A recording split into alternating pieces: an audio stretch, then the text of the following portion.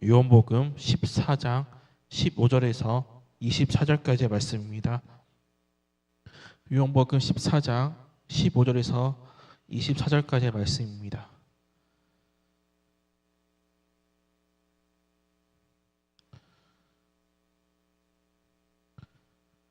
신약 페이지 172쪽에 있습니다.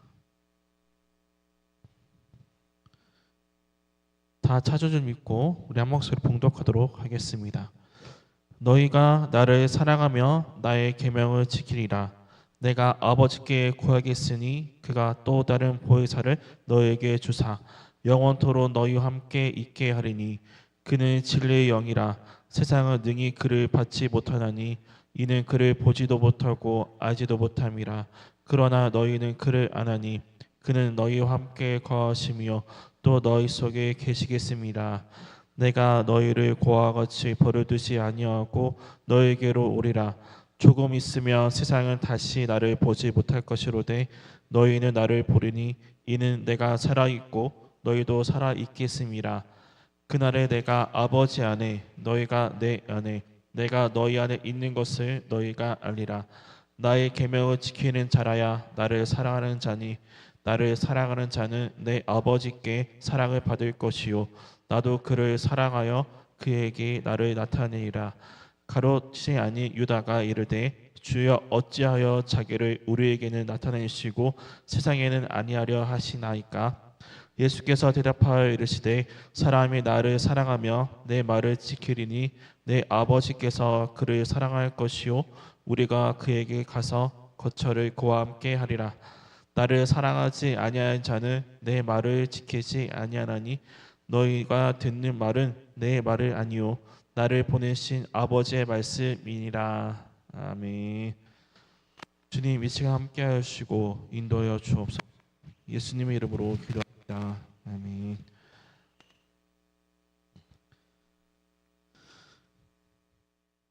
요한복음 14장에서 16장은 예수님이 떠나야 한 마지막 제자들에게 남기신 유언과 같은 말씀입니다.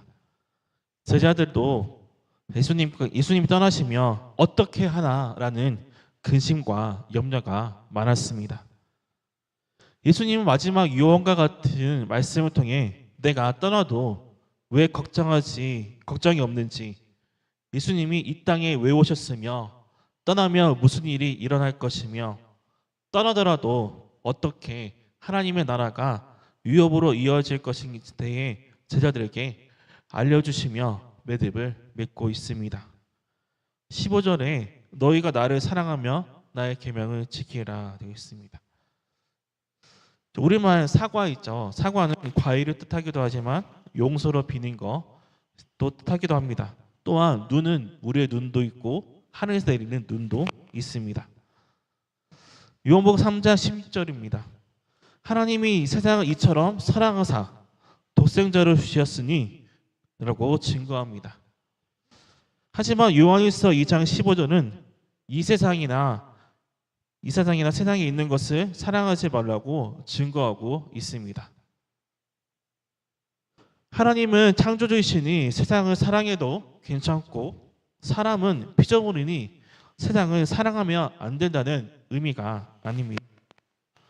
헬라어로 세상은 코스모스라고 하는데 요한복음의 세상은 피조세계, 특히 사람을 가리키며 요한 1서는 세속적 가치관을 뜻합니다.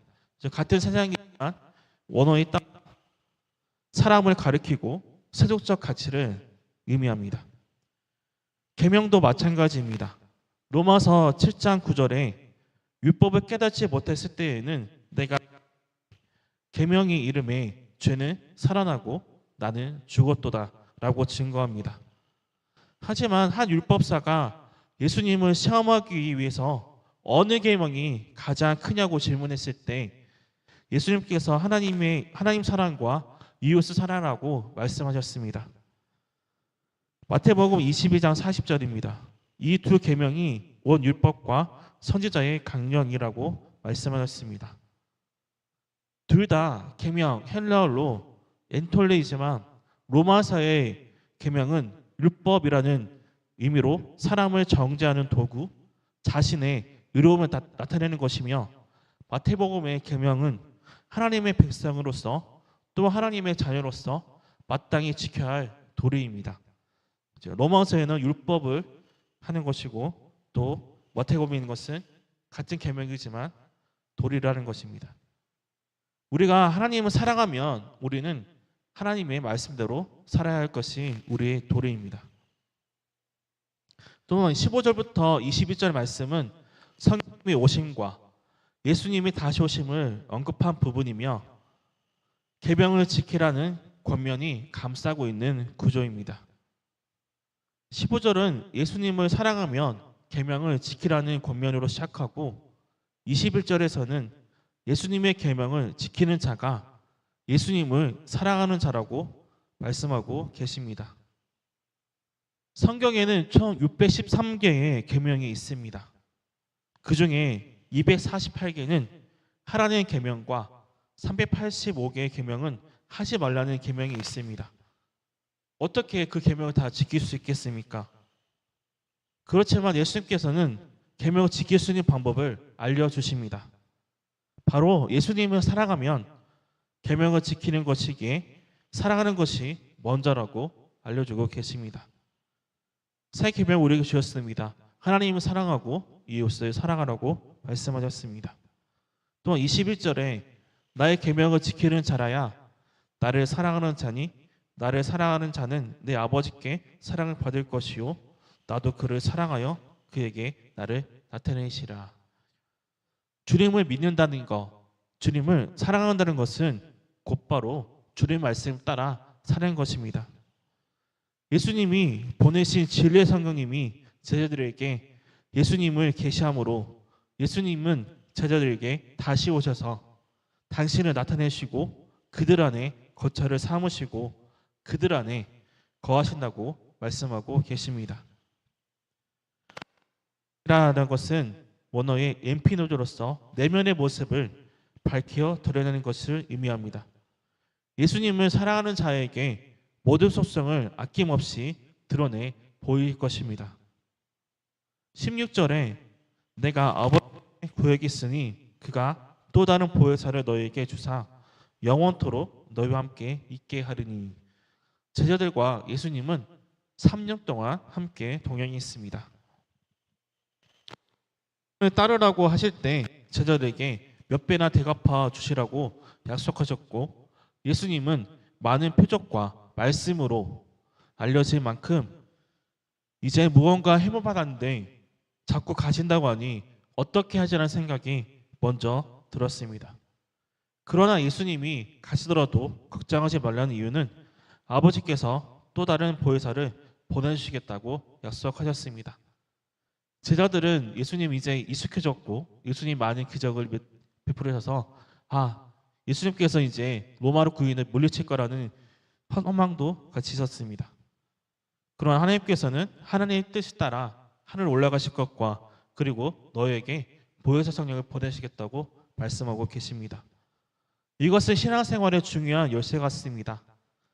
영생을 주시겠다며 영원토록 함께하는 분이 있어야 지켜낼 수 있습니다. 이것이 보혜사 성령의 약속입니다. 그런데 또 다른 보혜사를 보내주신다고 합니다. 또 다른 보혜사, 왜 또 다른 보혜사를 주시겠다고 하시는 걸까요? 보혜사란 보장할 보자, 은혜의 해자, 스승사자로 은혜를 주시고 보존해 주는 분이십니다. 보혜사는 헬라어로 팔라크레토스라고 하는데 돕는 자, 중보자, 상담자라고 알려지고 있습니다. 한마디로 보혜사는 곁에 있는 분, 누군가를 돕는 분, 누구를 상담해 주는 분이라고 존재합니다. 그래서 보혜사는 우리의 중보자, 위로자, 변호자라는 다양한 의미를 갖고 있습니다. 예수님이 우리를 덮고 우리를 지키고 우리를 변호하고 우리를 위로하시기에 이 땅에 오셨습니다. 그렇다면 첫 번째 보혜사는 누구입니까? 예수님께서 이 땅에 첫 번째 오신 보혜사 성령님이십니다. 첫 번째 보혜사가 떠나더라도 또 다른 보혜사가 와서 제자들과 영원토록 함께 있도록 하시겠다는 것입니다. 이것이 예수님께서 하시러 오신 일입니다. 이것이 신앙의 본질입니다.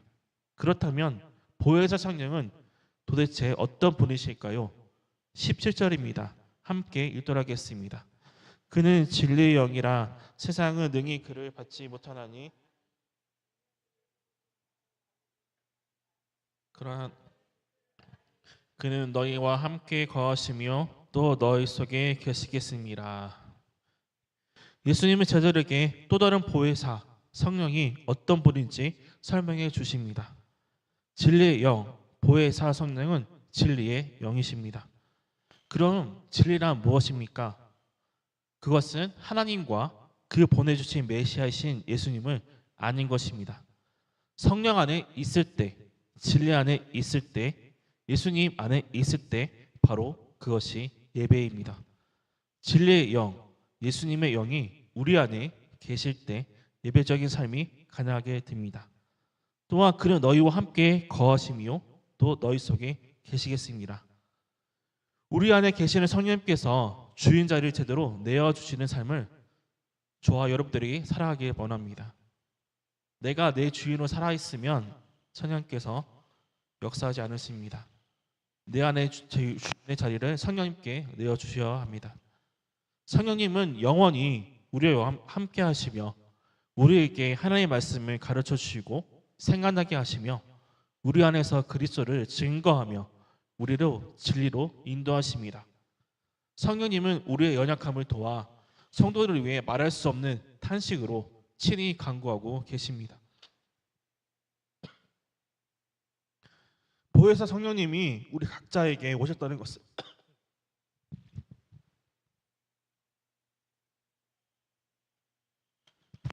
보혜사 성령님이 우리 각자에게 오셨다는 것이 이것이 가장 위대한 선물이고 가장 위대한 약속을 지키신 하나님의 본질입니다.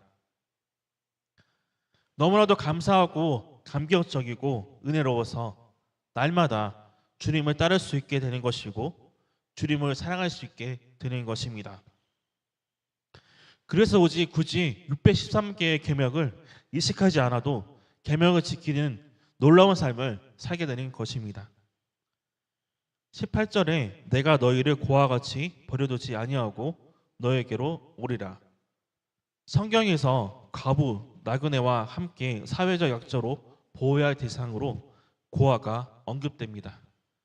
유대인들은 부모가 없는 아이들뿐만 아니라 편모의 아이들도 고아로 간주했는데 그 유대 사회에서 가족을 보호하고 부양하는 사람은 아버지이기 때문입니다. 가정에서 아버지의 부재는 곧 가정의 위기로 이어졌습니다. 율법이 정한 사회적 약자 안에 과부가 포함된 이유가 여기에 있습니다. 너희를 고와 같이 버려두지 아니하고 예수님이 끊임없이 하나님을 아버지라고 부르도록 가르쳤습니다. 더 친밀하고 친근감 느끼는 아빠라고 부르며 기도하라고 했습니다. 믿음이란 바로 이러한 친밀한 관계가 필요합니다. 하나님을 아버지라고 부르기 시작하면 더 이상 고아가 되지 않을 것이고 예수님이 떠나더라도 고아처럼 버려두지 않을 것이며 다시는 외로움이나 불안감과 같은 증세가 없다고 말씀하십니다. 그래서 예수님이 보혜사를 보내주겠다고는 약속의 이유며 보혜사 언약은 성경에서 소중한 약속입니다. 19절입니다. 조금 있으면 세상은 다시 나를 보지 못할 것이로되 너희는 나를 보리니 이는 내가 살아있고 너희도 살아있겠습니다. 조금 있으면 예수님은 십자가에 못 박히시기 때문에 보지 못할 것입니다. 그러나 제자들이 예수님 다시 보게 되는 말씀이 예수님의 재림을 가리키는 것이 아닙니다. 이것은 부활하신 주님이 제자들에게 나타나시고 승천 이후에 세상에 남은 제자들을 예수님이 만나 주실 것을 의미합니다. 즉 예수님이 다시 오시는 것은 성령님을 통해서입니다. 약속하신 성령을 받아야 비로소 제자들은 주님을 눈앞에 보듯이 살게 되며 내 아버지께 본 것, 내 아버지께 들은 것을 말한다고 고백합니다. 진정한 제자라면 예수님 말씀을 따를 것이며 어디를 가든지 어디서 지내든지 예수님이 느껴지고 예수님을 볼 수 있는 삶을 살게 될 것입니다. 내가 살아있고 너희도 살아있겠습니다. 여기 살다라는 것은 현재 시제부터 현재로부터 미래까지 이어지는 지속의 의미를 담고 있습니다. 생명이신 주님은 항상 살아계십니다. 그리고 예수님 받아들이고 영접한 제자들도 항상 살아 있습니다. 20절입니다. 그날에 내가 아버지 안에 너희가 내 안에 내가 너희 안에 있는 것을 너희가 알리라. 이것은 신앙의 관계를 의미합니다. 친밀한 관계, 깊은 관계, 하나가 되는 관계를 위해서는 내가 포도주와 빵과 같이 네 안에 들어가서 거하겠다는 의미입니다. 주님이 우리 안에 들어오신 것, 그것이 주님의 목적입니다. 예수님 친히 우리 안에 들어오시는 방법이 보혜사 성령님을 통해서 우리에게 오십니다. 보혜사 성령님은 제3위 하나님이시며 성부 하나님이 성자 하나님을 보내셨듯이 성자 하나님이 성령 하나님을 성부 하나님께 부탁해서 우리에게 오신 분이시기에 성령 하나님이라고 부르는 것입니다. 아빠, 아버지라 부르짖는 영이 우리 안에 있기 때문에 그때 진정한 교회 공동체, 진정한 예배 공동체, 진정한 성령 공동체가 탄생하는 것입니다. 우리 오늘 하루의 삶 속에서 이런 교회로 예수님을 드러내는 삶을 살아가기를 축복합니다. 또 22절입니다. 그것이 아닌 유다가 이르되 주여 어찌하여 자기를 우리에게는 나타내시고 세상에는 아니하려 하시나이까 라고 합니다. 유대인들은 각각 고유의 지파가 있기에 이름에 성을 붙이지 않습니다. 그렇게 동명이인이 많았습니다. 이를 위해 이를 구분하기 위해서 아버지의 이름을 함께 부르기도 했습니다. 세베대의 아들 야고보와 요한 또한 고향을 함께 부르기도 했습니다. 아리마다의 요셉, 나사렛 예수라고 부르게 했습니다. 예수님의 제자 중에서도 2명의 야고보가 있었는데 이런 이유에서 한 명은 알파오의 아들, 다른 한 명은 세베대의 아들이라고 불렸습니다. 유다도 2명이었는데 예수님 판 유다는 가룟 출신이라 해서 가룟 유다라고 불렀습니다. 또 23절에 보면 예수께서 대답하여 이르시되 사람이 나를 사랑하며 내 말을 지키리니 내 아버지께서 그를 사랑할 것이요 우리가 그에게 가서 거처를 그와 함께 하시리라. 예수님을 지키는 자는 하나님이 사랑하시기에 그가 예수님과 하나님의 상호 내주 관계에 동참하게 세상이 예수님을 다시 모시 못하는 이유는 지키지 않기 때문입니다. 또한 24절에서 나를 사랑하지 아니한 자는 내 말을 지키지 아니하리니 너희가 듣는 말 내 말이 아니요 나를 보내신 아버지의 말씀이라. 예수님의 말씀 듣고 지키면 예수님을 사랑하는 자로 먹고 예수님이 마련하신 거처에서 함께 거하며 아버지 하나님 사랑받는 자녀가 되고 말씀하십니다. 예수님을 따르라고 하실 때 예수님께서 함께 하시고 붙들어 주었습니다. 비록 우리가 예수님을 직접 뵈지 못했지만 예수님을 말씀으로 우리에게 오셨고 우리는 그 말씀을 듣고 지킴으로써 예수님을 사랑하며 그분과 함께 하는 제자로 살아갈 수 있습니다. 우리는 주님의 약속을 주님 말씀을 지키고 그분을 사랑함으로써 주님과 함께 할 수 있습니다. 예수님은 성령으로 아버지의 사랑으로 우리와 함께 하십니다. 예수님의 계명 특히 서로 사랑하는 세 계명을 지키는 자들의 안에 삼위일체 하나님이 베푸시고 우리에게 인도해 주십니다. 또 아버지 사랑으로 우리와 함께하고 계십니다. 예수님의 계명 특히 서로 사랑하는 세 계명을 지키는 자들 안에 삼위일체 하나님이 내주하시며 사랑과 은혜를 베풀어 주십니다. 우리에게 맡겨진 사명은 마음과 뜻과 힘을 다해 목숨을 다해 주님을 사랑하고 또 서로 뜨겁게 사랑하는 것입니다. 이렇게 함으로써 세상에 하나님 나라를 선포할 수가 있습니다.